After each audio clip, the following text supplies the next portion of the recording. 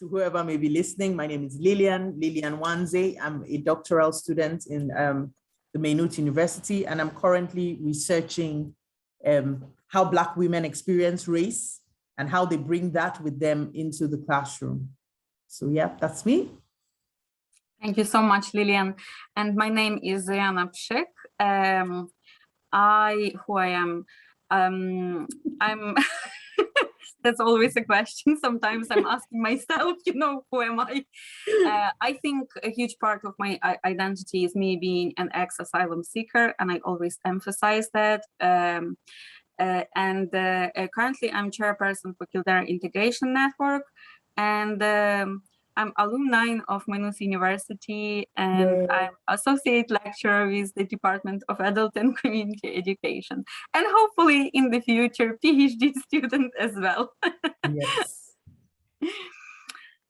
Yeah, so I suppose the reason we are recording this video is to create a space for a conversation about racism and anti-racism, and about our perception of how we should behave, or how we should not behave, around these topics, and how we can have maybe simple conversations about that. Am I right, Lilian? Yes, definitely you are. And I think it's also important that a lot of what we'll be saying or what we should be discussing should be relevant to educators. Because the way Ireland is right now, you can hardly be an educator who wouldn't have a person of color or a Black person or someone from a minority ethnic background in your class. It's almost impossible to not have that now. So it's a timely discussion. It's something we should definitely, more people should be talking about. If you don't mind, Zoryana, I would just jump in, and of course you can jump in at any time. Go on. But I think that I try to think about what's the first thing I would like to really tell a teacher. What's the very first thing at the top of my list? And it was a struggle to choose what would be the first. But I think the first thing I really want to tell both white teachers in Ireland and teachers who are Black or of color is that we need to park this notion of color blindness.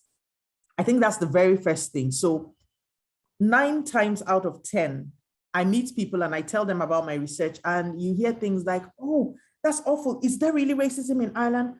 I'm not like that. I'm very good to my students. I treat all my students the same. And I think that that's a major problem. Saying that you are colorblind is saying, I don't see race. And saying that you don't see race means you don't see me, because I am Black.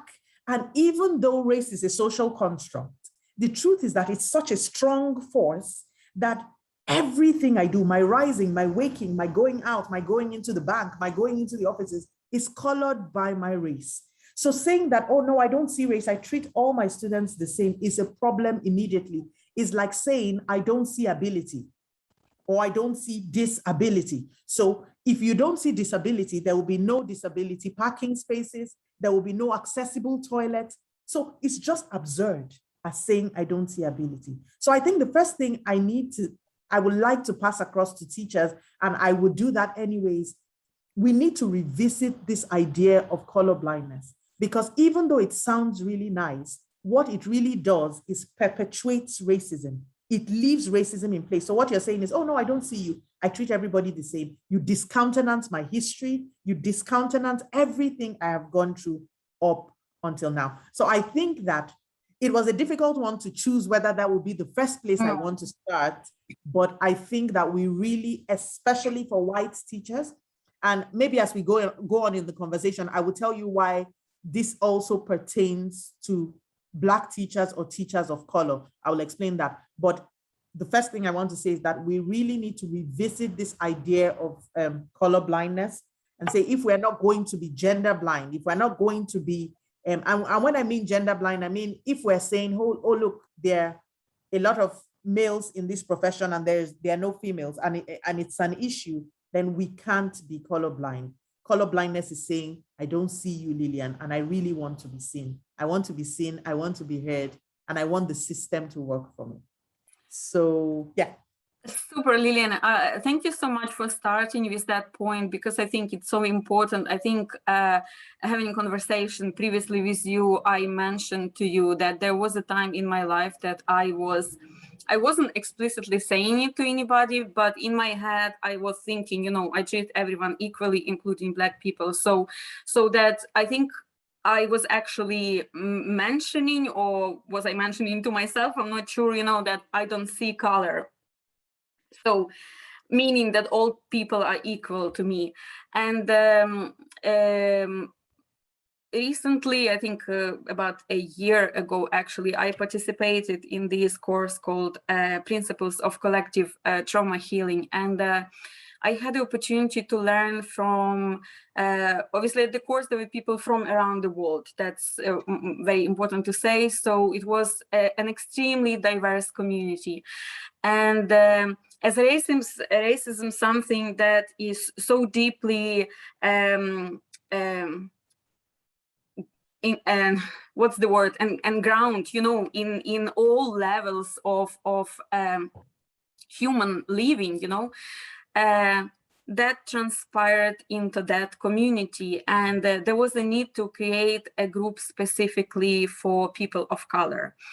So the group was named BIOPC, something like that. But basically, it's an made acronym, out. yeah. Yes, thank you so much. Acronym, yes. And, you know, being in those small groups and listening to people's stories of racism, intergenerational racism, and the impact that the intergenerational racism has across, not had, but has across generations, because it's still there, you know. Yeah. It actually struck me, you know, that look, I want to be seen as a whole person. I want you to accept me for who I am, with my whole history of who I am. I want you to know my background of being an asylum seeker. That's why I'm choosing to call myself that, you know, because as true as it is, if anyone looks at me, they wouldn't think I was an asylum seeker, primarily because I'm white. And you know, being in educational spaces and kind of holding these sessions about asylum seekers, refugees, and so on, I have heard quite often saying like, oh, I didn't think they're white asylum seekers. So there's already that racist notion that all asylum seekers are Black. That's one thing, you know. But just to go to the main point that I wanted to say, that course had changed my understanding completely, you know. And I see you, Lilian, you know, I see your Blackness, I see your beauty, I see the color that, I don't know, the soil, the color of soil, the color of your soul, you know, and I see your history in you. And I think, so I'm getting emotional because I think it's so important for us to be able to see people for who they are. And I think it's so also connected with the adult education and with Freire, what he says, you know, we have to acknowledge people for who they are, we have to meet them where they are, you know. And I think it's so deeply important meeting people with their whole history behind their backs, and expecting that history just as much as we want to be respected for our life histories, you know. I hope it makes sense. And you know. Absolutely makes sense. And really thank you, Zoryana, for sharing so powerfully and eloquently. But you talked about Freire, and immediately my mind went to, I think it was, I can't remember which of his books, where he read that when he was teaching, he remembered that while he was a student, because he was very poor, he was hungry during classes and couldn't concentrate. So when he became a teacher, he immediately put the experiences of people at the fore, because he knew, look, if you were hungry, you're not going to concentrate. If you didn't know where your next meal was coming from, you couldn't concentrate. That's how practical Frere was. And why am I bringing this up? We all can't go through every kind of experience. So I haven't been in the asylum process. But how, if I'm going to be a teacher of someone who has lived through the asylum process, there needs to be an avenue where people can share their stories, because it's one of two things. It's either you've gone through the experience or you listen to someone who has gone through the experience telling you about it. If not, how can you really be an effective teacher if you have no clue of what is going on? And so the second thing, so this was the one that I didn't know whether should come before color blindness or not. But the second thing I want to talk about is that every teacher, white, black, whatever color, needs to be aware that there are people experiencing life different from them. And we must create the spaces. I often tell the story of two universities I've attended in Ireland and two different experiences I had. One, I was invisible. No one spoke to me. I'm not even kidding. No one spoke to me. No teacher spoke to me. I went every day. I paid a lot of money for that course because I paid as an international student, but I went every day. I got on the bus and came back. Not a word. I'm not over exaggerating this. Oh my No God. one said anything for a full year. I often told my husband when I got back that if I dropped dead, no one would notice. And then I got into the other university and they created a space for community. So I've left that university, this second university now for about 3 years. I graduated from them about 3 years ago. I still have relationships that were formed because of the way the facilitators created community. So I think that there has to be a space where facilitators or teachers, you see, I'm reluctant to use teachers because of the adult education background, but where facilitators can get people to share their biographies. Because until we start to tell our stories, you just don't know. And I'll give an example. You and I were involved in a research project recently. Now, prior to that time, I knew people who had been asylum seekers, but honestly, I didn't know the depth of the depravity of the system. I didn't give it much thought. Why? It wasn't my experience. It wasn't directly related to me. But when I got embedded in that research, when I immersed myself in that research, the first feeling I felt was shame. I first felt shame and then guilt that, look, I've been with people who have gone through this and I didn't even know. I didn't even listen to them. It never crossed my mind to think about them. Now, what that taught me was that it is possible many white teachers it has never even crossed their minds, the kind of things that I've gone through, but that's okay. It can happen to anyone.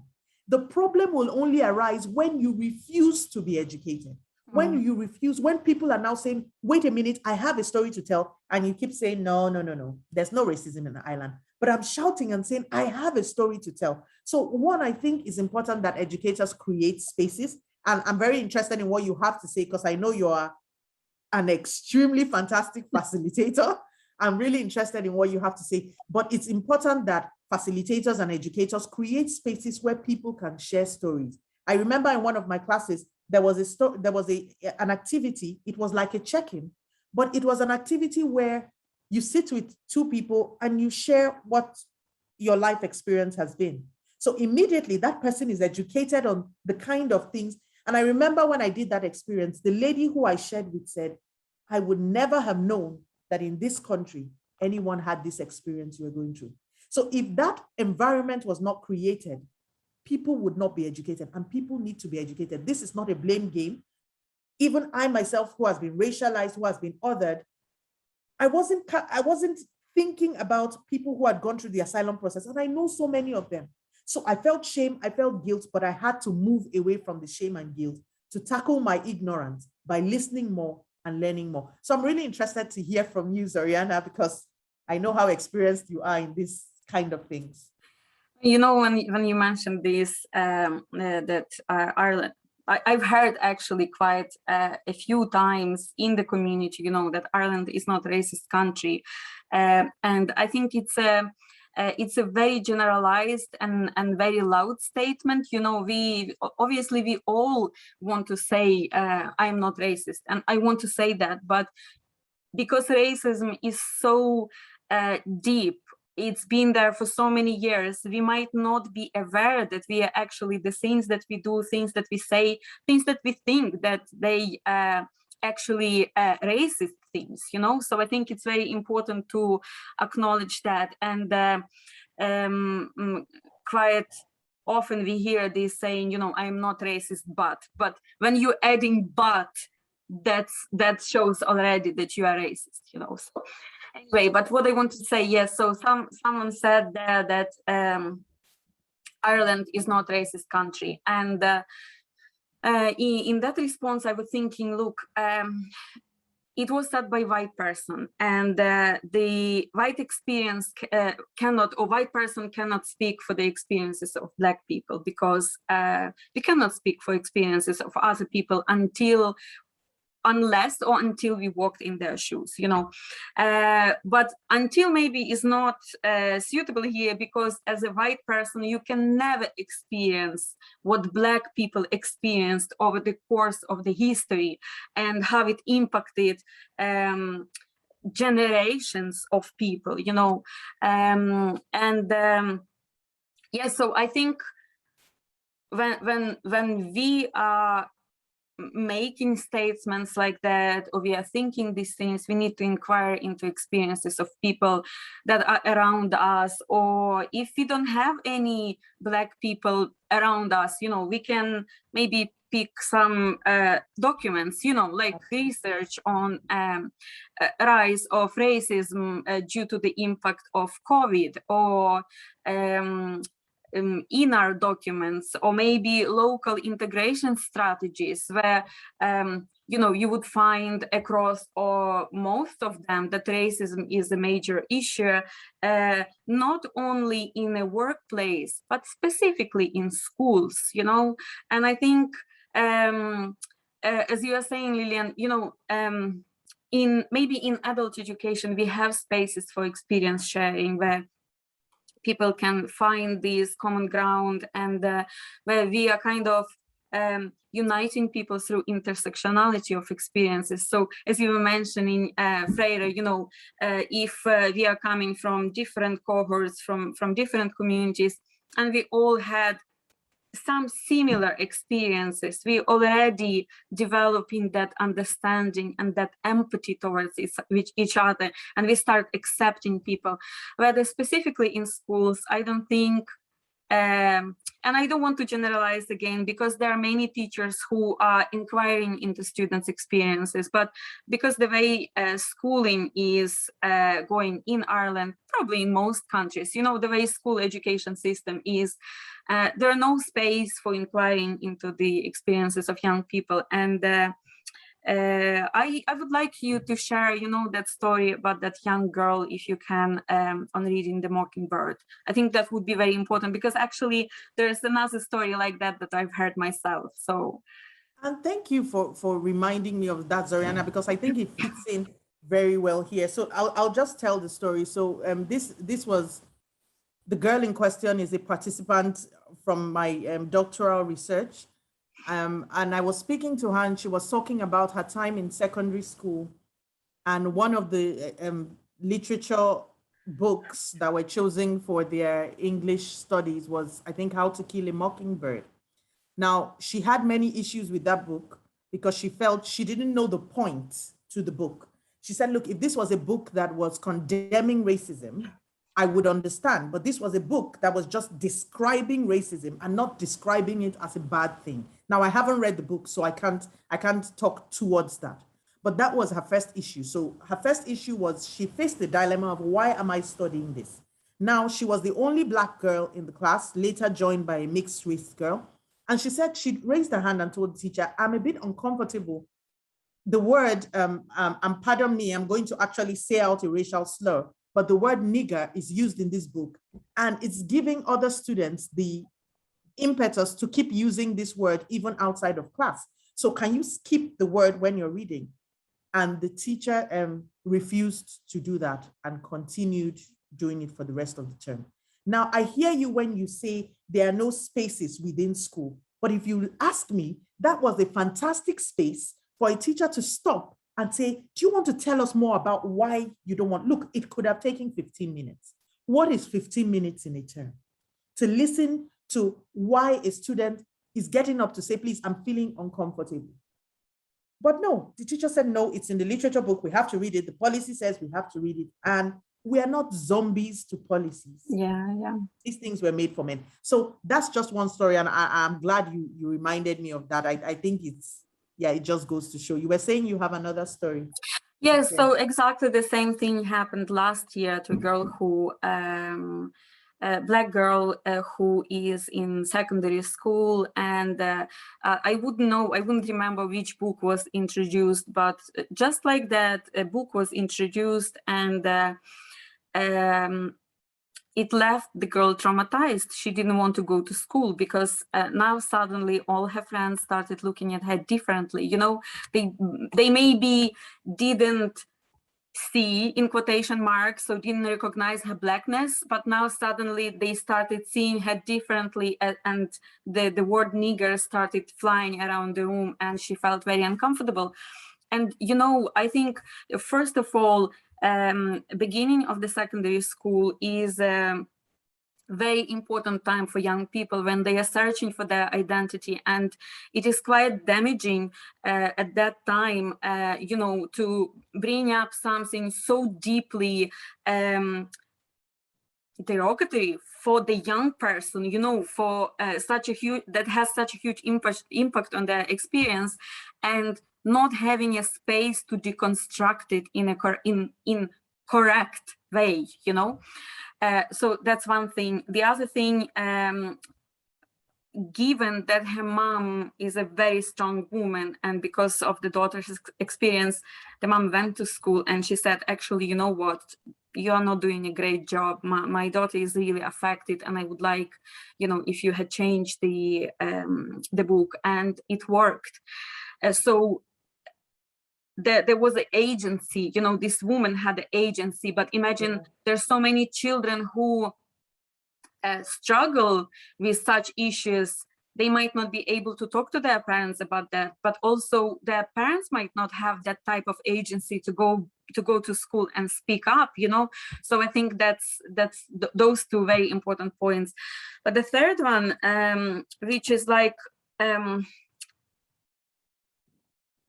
maybe coming from my own experience, being back educated back in Ukraine, what we did, we would read a book or a novel or whatever it is, and we would come back to school, and we would have a critical conversation about each of the characters, how they behaved, what they did, what would have happened if they behaved differently, portrayal of positive and negative heroes, you know, and so on and so forth. So I think, as you were mentioning, there is a lack of those critical conversations and using them as an educational element for the young people. Because imagine if the conversation went into the slavery, the history of Black people, the oppression of them over the centuries.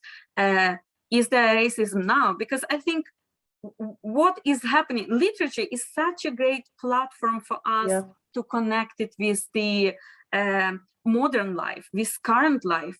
And you know what has happened back in whatever it is, I don't know, 18th century, that the book describes, and how it is for Black people today, how it is, you know, do you experience racism nowadays?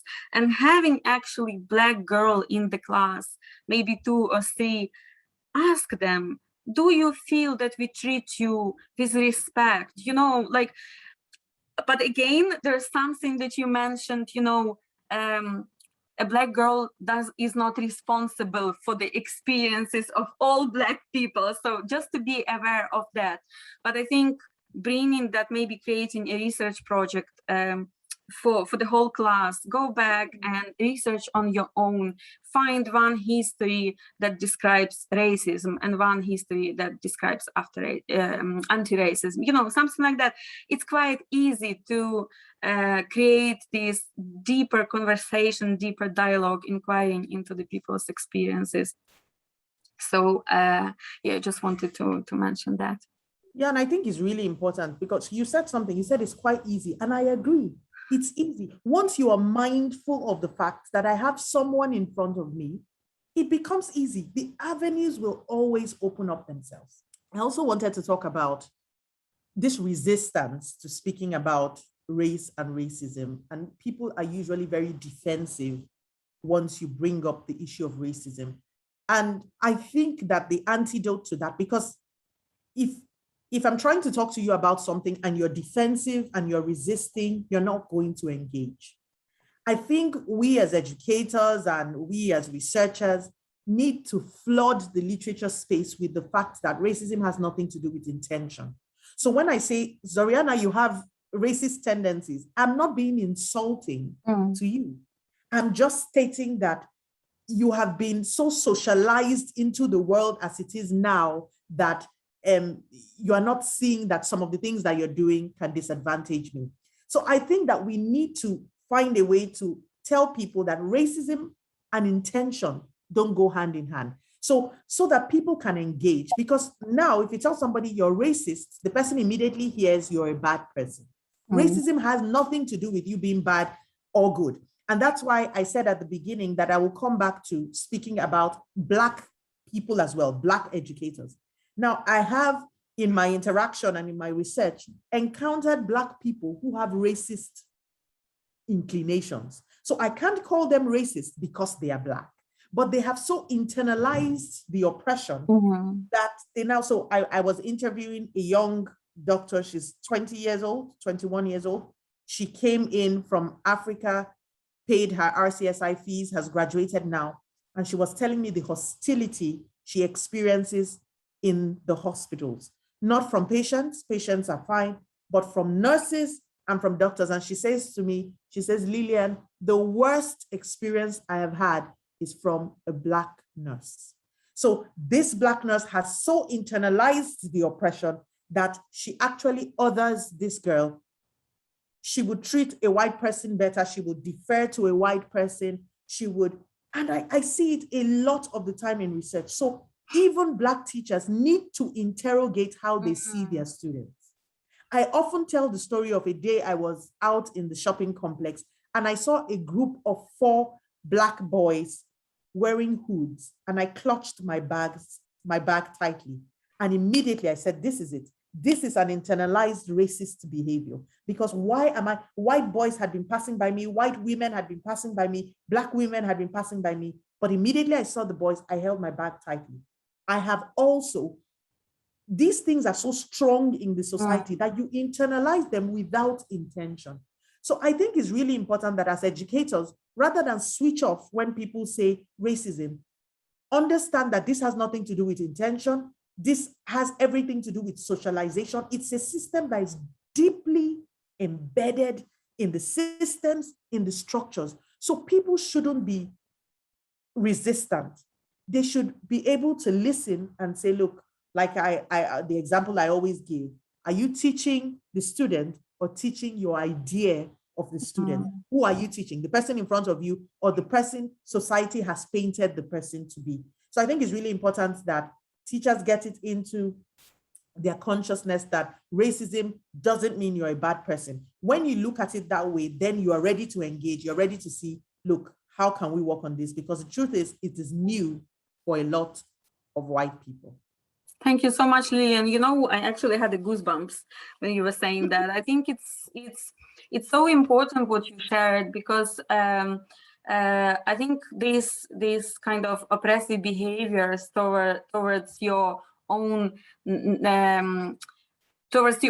people, you know, maybe of your own nationality, due to this deep internalization of the oppression, because you experienced oppression and you think now that someone else has to experience that, you know, until I don't know, whatever happens in your life. So I think that that's really important. Thank you so much for that. You know, I wanted to ask you, I think from listening to people around me, and I've heard quite often use of terms, you know, Black woman, African American, people of African descent. Quite often people are not comfortable to say a Black person, you know. It seems they find that even saying Black person is racist. What would you say about that? So thank you. This is a very important one. And I should have issued this disclaimer at the start that I don't have all the answers, and I probably don't even have many answers. But this is what I would say from an adult education perspective. Why don't you address people how they want to be addressed? So Zoryana, you always, every time I hear you speak, you say, I'm an ex-asylum seeker. I've written that in the report and I was called out on it. Don't call people an asylum seeker. They don't like it. They find it derogatory. So how about if we genuinely asked, how would you like to be addressed? I don't mind being called Black. Some people don't want to be called Black. I actually find that white people feel uncomfortable being called white or calling people Black. But I am Black. And I know Black is a social construct, but I am Black. This is what I am. So I think that, especially for educators, it is easy to say, oh, how would you like to be addressed? And leave people, or say, use the term Black or Black and minority ethnic, or use the term and say, but please, I'm just using these terms because I think these are the correct terms. How would you like to be addressed? Because honestly, I don't know the answer to that question. I don't know what terms will offend people. I'll give you another example. So there's this question, where are you really from? So someone asks me, where are you from? I say Navan, and the person says, where are you really from? Honestly, between you and I, Zoryana, honestly, that question doesn't offend me. But one of the ladies I interviewed for my doctoral research, it makes her livid. And so I asked her, why does this offend you so much? And she said to me, I was born in Ireland. My mother came from South Africa or wherever, but I was born in Ireland. I've never even been to South Africa. So when a person asks me, where are you from originally? I have no clue what the person is talking about. The person is just saying to me, you don't belong here. I had never seen it that way because I came from somewhere. So when you say, oh, where are you from originally? I roll my eyes and say, yeah, I'm from Nigeria. But I had somewhere to say. This girl had nowhere to say. This is all she knows as home. So she says to me, I'm not accepted in Africa. I'm not accepted here. Where do I stand? And so if I also attended a webinar where someone says, oh, that's just us being friendly. You don't get to say. The person you're being friendly to says, I don't like it, so stop. Period. So it depends.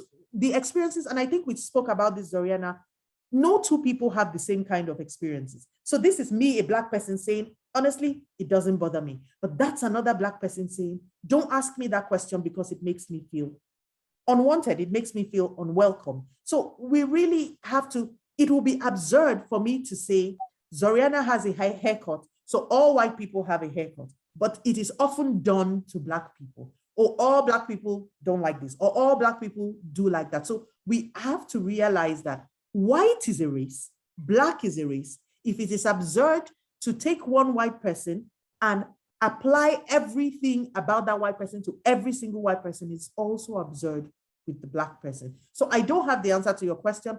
I don't mind being Black, but if I'm a teacher standing in front of students, I will often ask them, are you comfortable with this or not? Thank you so much, Lilian. You know, when you mentioned this young woman, you know, feeling that she is not included in in the Irishness, in being Irish. I actually brought memories of my daughter starting secondary school, and all of a sudden after the primary school, she found this almost a hostile environment where every teacher was asking her where is she from, because apparently she didn't look like Irish. You know, to say her skin is a little bit sallow, she might not look as Ukrainian either, and I don't even know where she got that sallow skin from, you know. But her accent apparently being considered as American, which is very strange. You know, she was born here, she speaks English as everyone else. However, I would say a lot of children are speaking with kind of a slight American accent these days because of the influence of the YouTubers, you know. And then because of her name, you know, her name was not enough Irish. And so the look, the name, the accent, like you have the whole package, you know. And I cannot even explain you the experience of not being accepted, how upset she was. And, you know, it was only beginning of the secondary school. And again, it's that a crucial age for finding out who you are in the world. It was quite damaging, and I think we are working through this now, you know, with her. But it is quite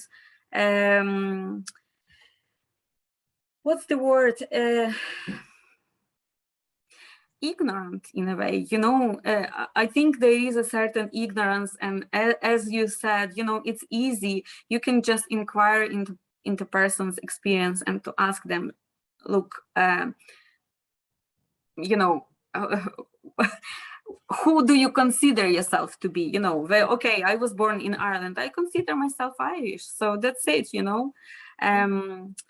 Yeah, so I think it's those experiences are quite important for the young people going forward, you know. You mentioned the whiteness, and I think, you know, people being white and how we perceive ourselves, and I think it would be very wrong not to mention white privilege, because I think quite often white people are not thinking or talking about white privilege, not talking about white privilege enough. And I think I'm guilty myself. Maybe 4 or 5 years ago, you know, I had a conversation with someone, and I said, well, you know, I am white, but I don't feel privileged. And thanks to the persons who was patient enough to explain to me, you know, that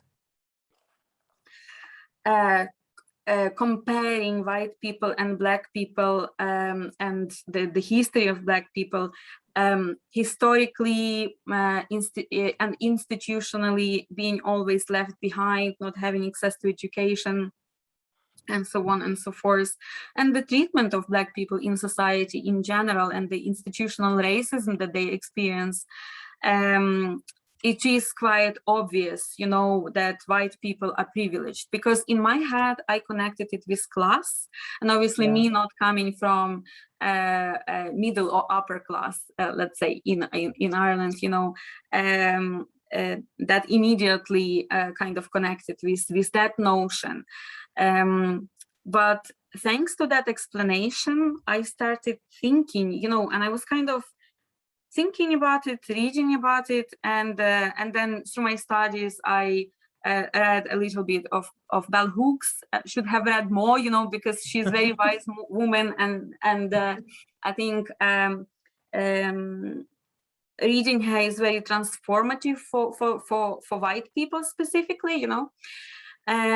You know, I started understanding kind of my life through this prism of my whiteness, and I think we've spoken about it before, you know, the way I used to live in the direct provision system with women from different countries, and because we've lived together for quite a long time, you know, we became very close, and so I started calling these black women my sisters. And as I was saying to you, you know, I realized that while I was calling them sisters, because it's such a, the meaning of this word is so much deeper than just calling someone a friend. You know, we've been through the same experiences together. So it gives us this completely different acceptance of each other. You know, we've survived something together, supported each other through that. And while I was calling them sisters, I was not aware of my white privilege and how maybe I was treated differently by different institutions, by officers, but you know, in kind of in different situations, without even realizing that.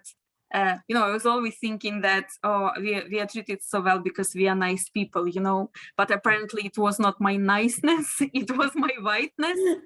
And to be honest, when I realized that, even saying this now, I have these goosebumps, you know, I felt so disgusted of myself because I felt like I let down these women, you know, by not being able to see the difference of treatment.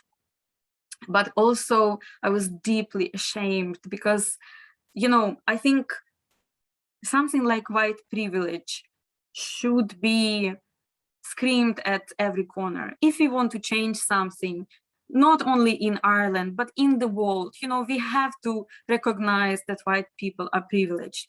And again, not undermining any community that is marginalized, that needs support, like traveling community, Roma community, asylum seekers, refugees, single parents, people with disabilities, not undermining any people that need support in living in society, you know, changing their lives.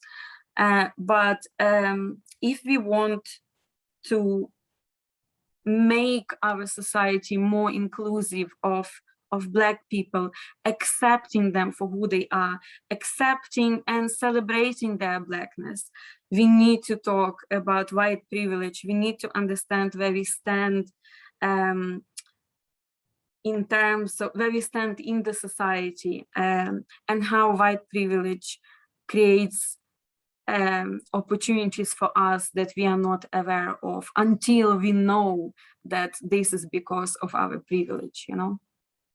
I agree with you 100%. I think Peggy McIntosh wrote a very beautiful article on white privilege, very accessible. So, but I agree with you definitely. And you are the expert in white privilege. That's why I have nothing to say. You are the expert.